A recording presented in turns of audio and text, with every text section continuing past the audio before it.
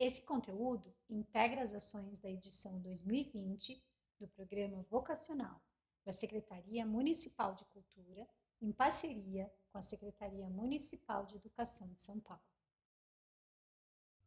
Olá, sou o Filipe, o artista orientador das artes visuais, atuando na região Norte 2 do programa vocacional, e hoje proponho observar pintura histórica do século XIX. O primeiro desembarque de Pedro Álvares Cabral foi pintada por Oscar Pereira da Silva em 1900 e foi comprada 2 anos depois pelo Museu Paulista.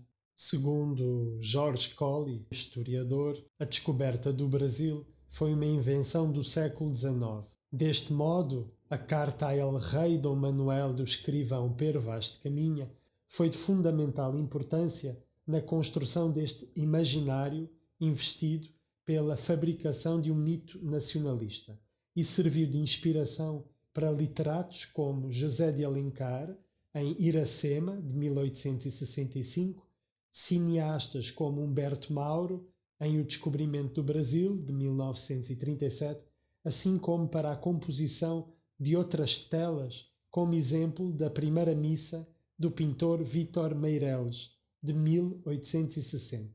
Da história à literatura, das artes plásticas ao cinema, este mito fundador vem sendo reatualizado. Um mito luso-brasileiro, conforme nos apresenta o historiador Sérgio Buarque de Holanda, em Raízes do Brasil. É a herança de uma nação ibérica, desses territórios ponte pelos quais a Europa comunica com outros mundos, dessa região indecisa entre a Europa e a África, que se estende dos Pirineus a Gibraltar. Para o sociólogo Gessé Sousa, pelo contrário, a semente de toda a sociabilidade brasileira é a experiência da escravidão, e não a suposta e abstrata continuidade com Portugal e seu patrimonialismo. A abolição da escravatura em 1888 representa a divisão entre duas épocas. O declínio da velha lavoura coincide com a ascensão dos centros urbanos, precipitada pela vinda da corte portuguesa em 1808 e pela independência em 1822. Segundo o sociólogo Florestan Fernandes, o negro exige uma segunda abolição e vem reclamando pela participação numa revolução social que não o atingiu, levantando o véu de uma descolonização que ficara interrompida desde a proclamação da independência e indicando, sem subterfúgios, os requisitos sine qua non da democracia racial. Um mito, segundo ele, e sobre o qual desenvolverei noutra publicação mais à frente. Bom, que a Carta de Caminha serve de referência a Pereira da Silva, não restam dúvidas.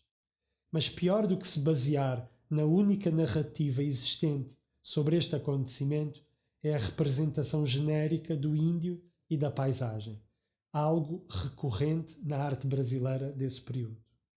2 anos antes de Pereira da Silva pintar o primeiro desembarque, Campos Salles, então Presidente da República, encomenda ao paisagista António Parreiras quadros sobre o descobrimento do Brasil, painéis que decorariam o novo edifício do Superior Tribunal Federal do Rio de Janeiro. Entre 1900 e 1902, Parreiras pinta o conjunto intitulado Os Desterrados, composto por A Chegada, A Partida e o Suplício de Tiradentes. Parreiras viaja a Santa Cruz de Cabrália, nos arredores de Porto Seguro, Bahia, com o propósito de realizar estudos ao ar livre da paisagem que serviria de cenário à pintura histórica que representa a chegada dos colonizadores portugueses no Brasil. Segundo a pesquisadora Lúcia Stumpf, Parreiras estudou a Carta de Pero Vaz de Caminha. Porém, em nada esta paisagem nos remete à terra idílica na qual, querendo-a aproveitar, dar-se-á tudo nela, como prometia Caminha ao rei Dom Manuel. Na sua versão dos descobrimentos, a terra descoberta pelos portugueses já estava dominada por seus habitantes originais.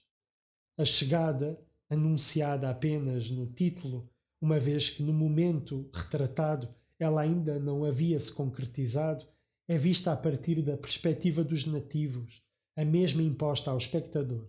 Dessa forma, quem observa a tela é impelido a estabelecer uma relação de identidade com o indígena, deixando os portugueses ao lugar de outro. Oscar Pereira da Silva pinta a Pedro Álvares Cabral a desembarcar em Porto Seguro com um espelho na mão. Talvez por isso o filósofo Willem Flusser aconselha a inverter o espelho, pensar a história como aquilo que se faz para a frente e para trás e imaginar novas saídas para fatos históricos aparentemente conclusos. António Parreiras retrata o mesmo acontecimento, o primeiro encontro entre índio e português, mas inverte a perspectiva e representa o ponto de vista nativo, deslocando o invasor ao lugar de outro. Este gesto, dividido em duas telas, uma, o momento imediatamente anterior ao desembarque dos portugueses, e outra, o momento imediatamente posterior à partida das naus, e como os nomes indicam, não nos apresentam o encontro. É a hipótese desta pesquisa que a irrepresentabilidade desse encontro é a melhor representação desta imagem dialética. Por um lado, o fim de mundo e perca de futuro do índio, por outro, a incapacidade de Portugal de desfazer-se de uma imagem de si e continuar a viver um eterno passado. Para Walter Benjamin, a historicidade é indissociável da existência de uma imagem dialética que articula momentos distintos no tempo por uma montagem que se atualiza no presente aos olhos de quem a vê. Não é o passado que lança uma luz sobre o presente ou que o presente lança sua luz sobre o passado, mas a imagem é aquilo em que o ocorrido encontra o agora num lampejo, formando uma constelação. Em outras palavras, a imagem é a dialética na imobilidade, pois, enquanto a relação do presente com o passado é puramente temporal e contínua, a relação do ocorrido com o agora é dialética. Não é uma progressão, e sim uma imagem que salta.